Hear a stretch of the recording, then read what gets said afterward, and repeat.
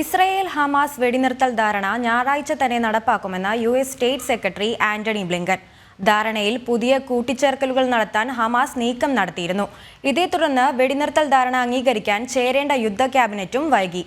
കൂടുതൽ വിവരങ്ങളുമായി ഐസൺ ജോസ് ചേരുന്നുണ്ട്. ഐസൺ, വിശദാംശങ്ങൾ.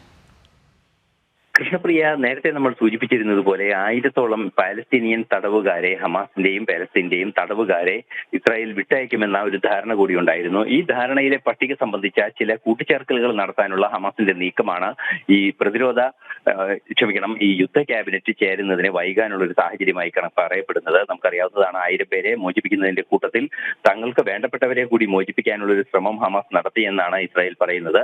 എന്നാൽ അത്തരത്തിലൊരു നീക്കം സ്വാഭാവികമായും വന്നതുകൊണ്ട് തന്നെ ഇത് വാർ ക്യാബിനറ്റ് ചേർന്ന് ഈ സമാധാനം അല്ലെങ്കിൽ വെടിനിർത്തൽ ധാരണ അംഗീകരിക്കാനുള്ള നീക്കങ്ങൾ വൈകി എന്നാണ് അറിയാൻ സാധിക്കുന്നത്. എങ്കിലും ഞായറാഴ്ച തന്നെ, അതായത് 19-ന് തന്നെ വെടിനിർത്തൽ ധാരണ നടപ്പാകുമെന്ന് തന്നെയാണ് Antony Blinken, US state secretary Antony Blinken അറിയിച്ചിരിക്കുന്നത്. ഈജിപ്തും അതുപോലെ തന്നെ ഖത്തറിലെയും എല്ലാ നേതാക്കളുമായി ചർച്ച നടത്തിയിരുന്നു നേരത്തെ തന്നെ ആന്റണി ബ്ലിങ്കൻ. തുടർച്ചയായി ആന്റണി ബ്ലിങ്കൻ ഈ വിഷയത്തിൽ ഇടപെടുന്നുമുണ്ട്. ഒക്ടോബർ 7-ന് ആക്രമണം നടന്ന ദിവസങ്ങൾക്കകം അദ്ദേഹം ഇസ്രായേൽ സന്ദർശിക്കുകയും ചെയ്തിരുന്നു. തുടർച്ചയായി അദ്ദേഹത്തിന്റെ ഇടപെടൽ നിലനിൽക്കുന്നത് കൊണ്ട് തന്നെ 19-ന് തന്നെ സമാധാന നീക്കങ്ങൾ അല്ലെങ്കിൽ ഈ വെടിനിർത്തൽ ധാരണ നടപ്പാകുമെന്ന് ഉറപ്പ് അദ്ദേഹം പറയുന്നുണ്ട്. എങ്കിൽ കൂടി ഹമാസിന്റെ ഭാഗത്തു നിന്നുണ്ടാകുന്ന ഇത്തരത്തിലുള്ള നീക്കങ്ങൾ ചെറിയ പ്രശ്നങ്ങൾ വിളിച്ചു വരുത്തുന്നു എന്ന് തന്നെയാണ് അറിയാൻ സാധിക്കുന്നത്. സ്വാഭാവികമായും അധികം വൈകാതെ തന്നെ യുദ്ധ ക്യാബിനറ്റ് ഈ വെടിനിർത്തൽ ധാരണ അംഗീകരിക്കുമെന്ന് തന്നെയാണ് പ്രതീക്ഷിക്കുന്നത് എന്നും ആന്റണി ബ്ലിങ്കൻ അറിയിക്കുന്നുണ്ട്.